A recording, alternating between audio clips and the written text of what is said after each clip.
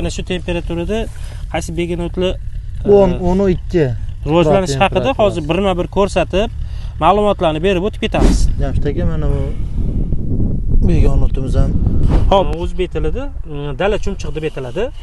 Xo'p, bu sassiq kapashvorang kitobiy tilda ko'rsatamiz. Xo'p, qarang, bu yulduzot bitta tupida 25 mingtagacha urug' beradi, bitta tupi. Keyingi o'timiz suslama deyiladi. Bu kitobiy tilda. Xo'p, buni yulib ko'rsatamiz hozir. Mana ko'rishingiz ham mumkin. Xo'p, yaqinroq. Keyingi begonotimiz Veronika to'g'risida gaplashamiz. Xo'p, bu yerda mana ko'rinishi Veronika AgroGold kompaniyasini Grand Gold mahsulotini gerbitsidini sepamiz. Xudo xolisa barcha turdagi begonotlarga qarshi ishlaydi. Dorimiz 100 grammlik hadoda bo'ladi. Mana xudo xolisa dorimiz quyish jarayoni.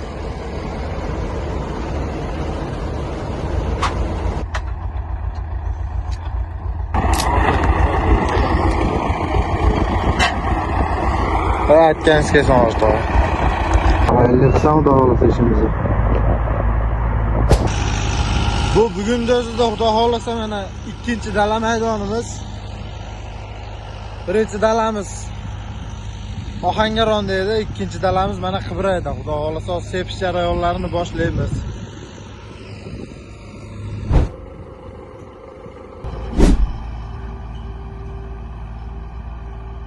Bu ikki maydonimizga, bu ikki maydoniga Grand Gold gerbitsidimiz bilan ishlov berdik. Bu gerbitsid begonotlarni barcha turdagi begonotlar, bug'doy ekin maydonlarida barcha turdagi begonotlarga qarshi kurash uchun ishlatiladi. Raygira, suli, o'sha hozir aytayotgan xantalimiz, burchoqlar, hammasiga keng barglik, boshoqlik. Assalomu alaykum hurmatli dehqonlar va fermerlar. Bugun mana Jamshid aka bilan Ohangaronga tashrif buyurganmiz, bug'doy dalasiga. Bug'doy dalada fermer akamiz bizga aytdiki, ayrim begonotlarni yo'qota olmayotganini aytdi. Xo'p, biz kelib mana xudo xolisa begonotga qarshi gerbitsid Grand Gold gerbitsiddan foydalanishni boshladik. Xudo xolisa mana bu traktorimiz ham sepyapti. Tayyorlanish jarayonlari bor, hammasini qo'yib ketamiz. Jamshid aka, bu dalamizda qanaqa begonotlar bor?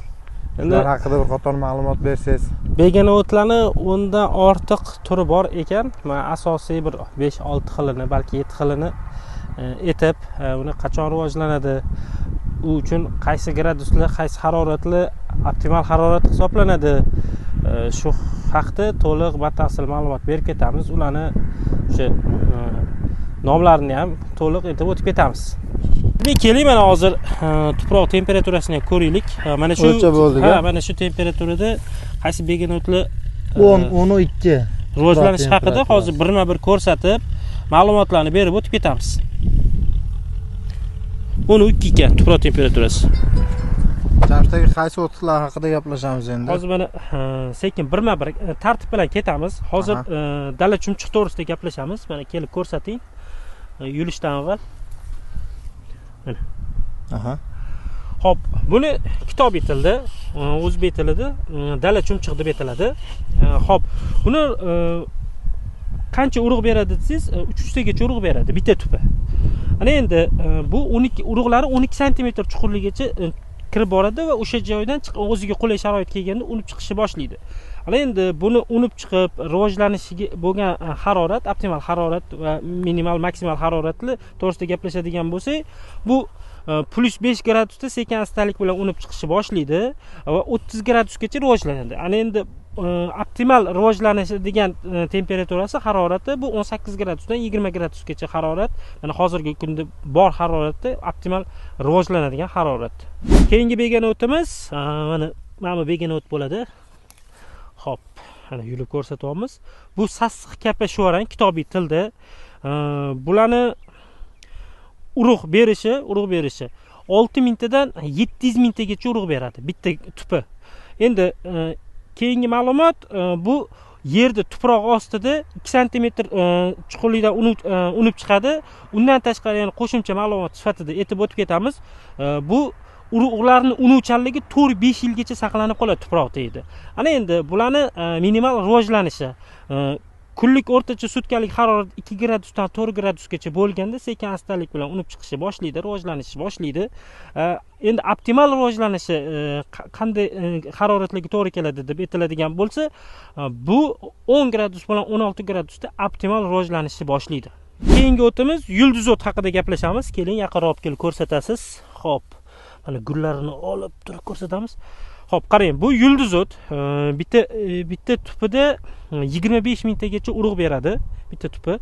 Ana endi urug'larni saqlanuvchanligi 30 yilgacha saqlanib qoladi tuproqda, yerida, tuproq ostida. Undan tashqari 4 sm dan 6 sm-gacha chuqurlikdan unib chiqishni boshlaydi.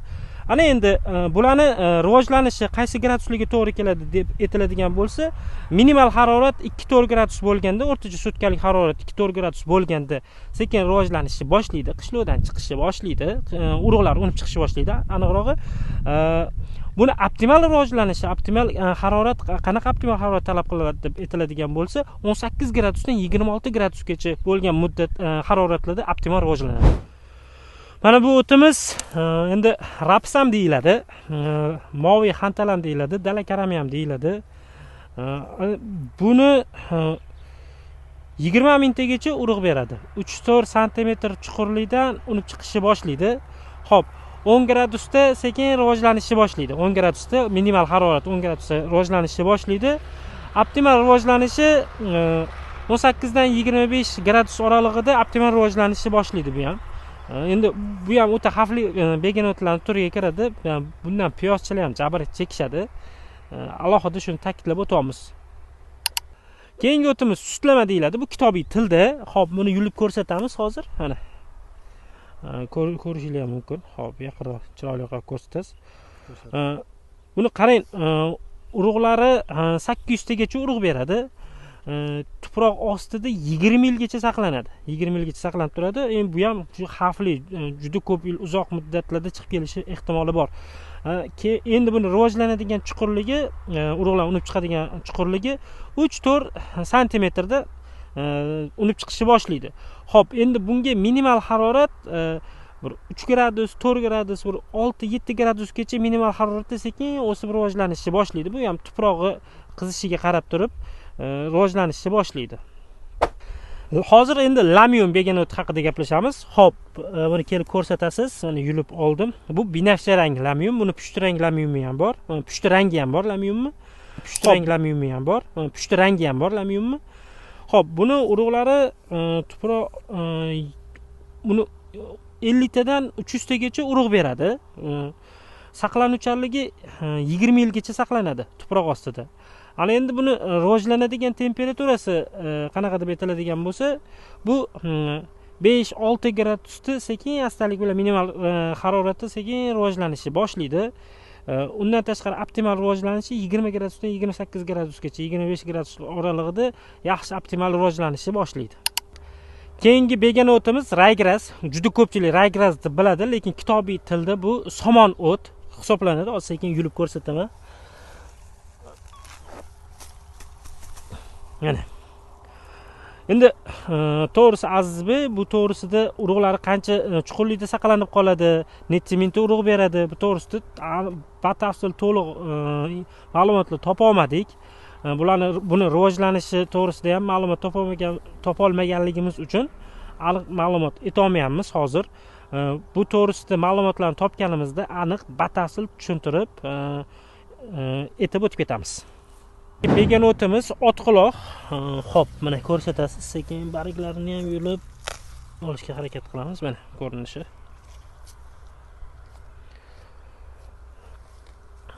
Xo'p, buni minimal va maksimal rivojlanishi 2-3 gradusdan 25-27 gradusgacha oralig'ida yaxshi rivojlanadi. Undan yuqori 25 dan 27 dan 30 gradusdan yuqorisi noqulay sharoit bo'lib hisoblanadi.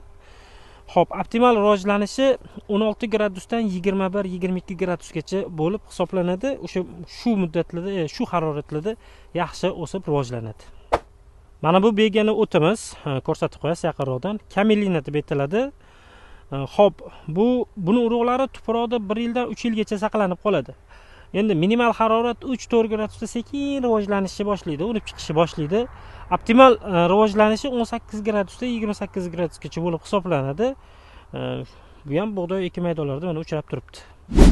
Yana bitta begona o'timiz, acham biti, jag'jaq. Xo'p, bu boyga kamilinaga o'xshagan ko'rinishda. Xo'p, buni tegidan ko'rsatay, sal nisbatan boshqacharoq bu mana bariklari. Tashlaymiz. Xo'p, qaranglar, bu 300 tagacha urug' beradi. Endi 30 yilgacha urug'lar unuvchanligi 30 yilgacha tuproq ostida 30 yilgacha urug' saqlanib qoladi.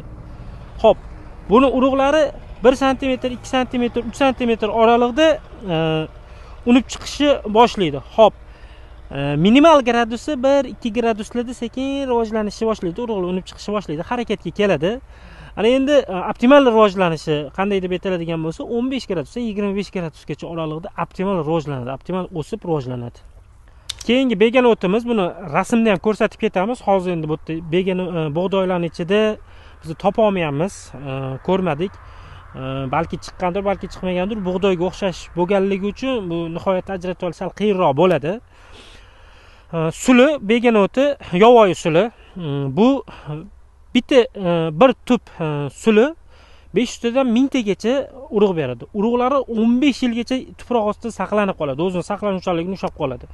Xo'p, endi bular 4-5 sm chuqurlikda unib chiqishni boshlaydi. 4 sm chuqurligigacha bo'lgan chuqurlikda unib chiqishni boshlaydi. Xo'p, bularni minimal rivojlanishi qaysi haroratlarga, qaysi graduslarga to'g'ri keladi deb aytiladigan bo'lsa, o'rtacha sutkalik harorat 5 gradusdan 10 gradusgacha bo'lgan o'rtacha sutkalik haroratda o'sib sekin rivojlanishni boshlaydi. Asosan lekin optimal rivojlanishi 20 gradusdan 30 gradusgacha bo'lib hisoblanadi. Shuning uchun ham ba'zi paytlarda suli bug'doy ekin maydonlarimiz tizzaga yetganda, undan sal yuqoriroq bo'lganda ham rivojlanib chiqib keladi. Bug'doydan balandroq bo'lib o'sib, bug'doydan avval bosh oladi. Xo'p, bug'doydan avval pishib yetiladi. Bu ekin maydonida, bu bug'doy maydonida begona o'tlar to'g'risida ma'lumotlarni berib o'tdik. Ana endi xo'p, hozirgi kunda yurtimizda fermerlarimiz bor. Hozir fermerlarimiz birlashib kooperatsiyalarga birlashib olishyapti. Undan tashqari katta klasterlarimiz bor. Mana shu begona o'tlar to'g'risida ham ma'lumot berib o'tib ketamiz. Katta ekin maydonlarida birinchi bo'lib eng avval qanaqa maydonlarga dori sepishlik to'g'risida ularni qaysi maydonlarga gerbitsid sepish to'g'risida ham ma'lumotlarni berib o'tib ketamiz. O'zi odatda madaniy o'simliklarga nisbatan hisoblaganda begona o'tlarning soni haqida hisob yuritish kerak bo'ladi. Bu hisob yuritishda 4 ta darajaga bo'lish mumkin ekin maydonlarini. Xo'p, bular mana birinchi darajasi qanaqa bo'ladi? Madaniy o'simliklarga nisbatan, biz yetishtirayotgan o'simliklarimizga nisbatan begona o'tlarning soni 5% bo'ladigan bo'lsa, foizlarda hisoblaganda 5% bo'ladigan bo'lsa, bu birinchi darajali ekin maydoni hisoblanadi. Ana endi ikkinchi darajali ekin maydoni qanaqa bo'ladi? Begona o't bosgan dala qanaqa bo'ladi? Bu 5% dan 25% gacha bo'lgan ekin maydoni bu ikkinchi darajali bo'lib hisoblanadi. Ana endi uchinchi darajalisi qanday hisoblanadi? Bu 25% dan yuqorisi bo'lib. Endi 4-darajasi, oxirgi so'nggi darajasi qanday bo'ladi? Bu begona madaniy o'simliklarga nisbatan begona o'tlarning soni ko'p bo'lsa, bu 4-daraja bo'lib hisoblanadi. Ana endi katta maydonlarda konturlarni o'rganib chiqiladi, alohida ro'yxatlar yuritiladi. Bu har xil konturda har xil begona o't bosish darajasi bor. Mana shu darajalarga qarab turib konturlarga qaysi biriga birinchi bo'lib gerbitsid bilan kurashish choralari qo'llaniladi. Bu ham hozirgi kundagi muhim bo'lgan ish. Shu to'g'risida ham mana ma'lumotlarni to'liq etib o'tib ketdik. Mana bu ekin maydoniga AgriGold Plus kompaniyasi Grand Gold mahsulotini tavsiya qildi va sepdik. Bugun sepdik. Buni xudo xolasa natijasini 10 kundan 15 kungacha ko'rib boramiz, tekshirib nazorat qilib boramiz va natijasi bilan o'rtoqlashamiz. Ana endi Grand Gold mahsuloti arpaga va bug'doy ekin turiga ta'sir qilmaydi va shu bug'doy ekin turiga va arpaga ta'sir qilmagandan keyin qolgan hamma begona o'tlarni hammasini ga qarshi kurashsa bo'ladi. Mana shu Grand Gold mahsulotimiz bilan.